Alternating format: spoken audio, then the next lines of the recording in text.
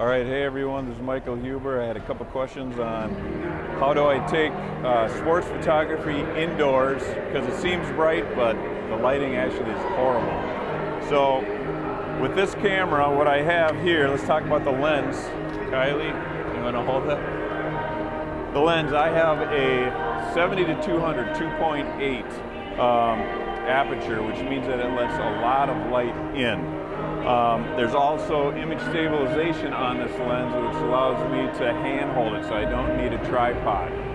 The other good thing is that the camera I have it's a Canon 7D, and it shoots up to 8 frames a second. So that allows me to really capture the action. So anyway, I'm going to take some shots, and then we'll take a look at some images.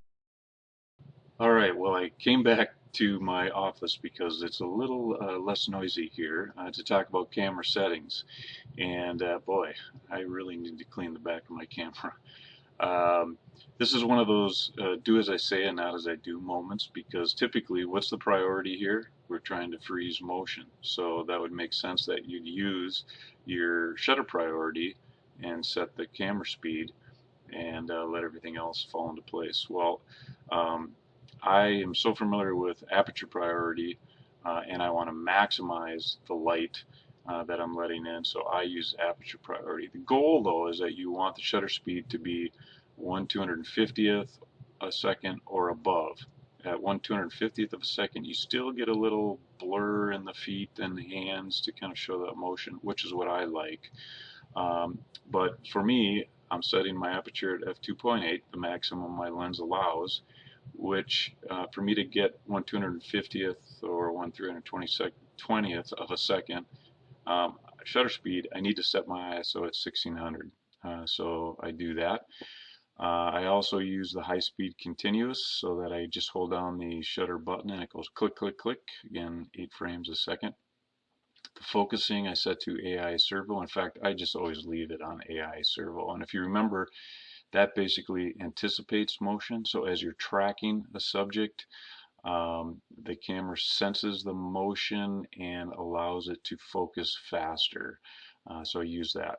Also, if you remember, the inside of the gymnasium is fluorescent, so I just use the defaults in the white balance and set that to fluorescent. It's not exactly perfect, so I can make some adjustments, but it gets me closer. And then I always shoot in RAW, which also gives me more options in post-processing. So anyway, let's take a look at some of the shots I took and maybe edit one quick. Okay, well, these are some of the shots I took last night. I am in Lightroom, and you can see with that high-speed continuous shutter, you can really get some good action shots here, and it's amazing how fast they move in an eighth of a second. So anyway, let's take a look at editing one of the photos, and why don't we do one of my lovely daughter who plays for the Hudson Raiders.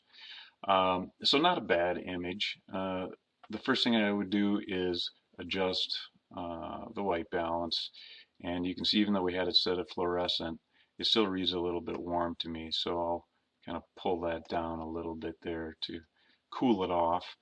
And then I'll go in and crop. I'll keep it at the standard 4:6 that it came in at and place her roughly on the third point.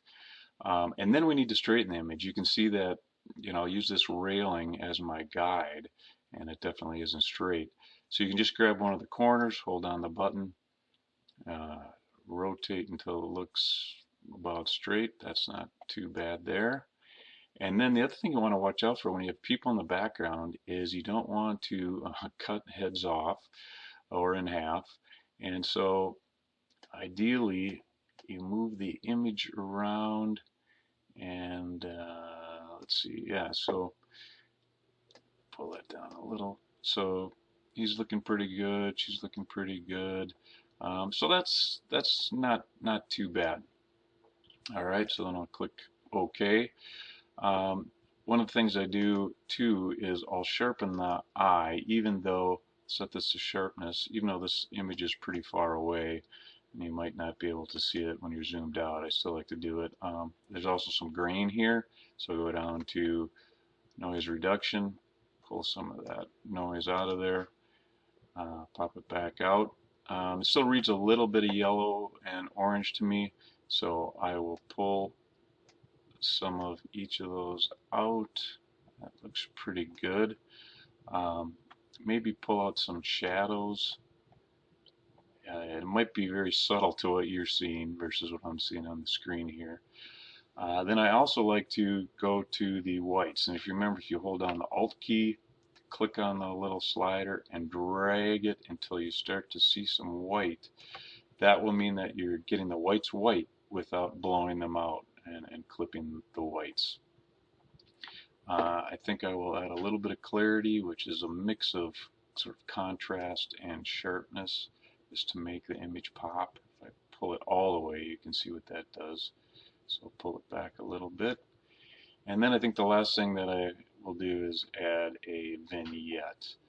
You can really crank on it, but I think, you know, a little bit just to draw your eye to the center of the image.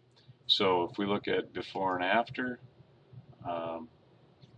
this one is straightened because I had worked on it before, but you can see at least with the colors and how it pops, what a difference a little bit of editing makes. So there you have it. That's at least how I shoot sports photography. So thanks for watching.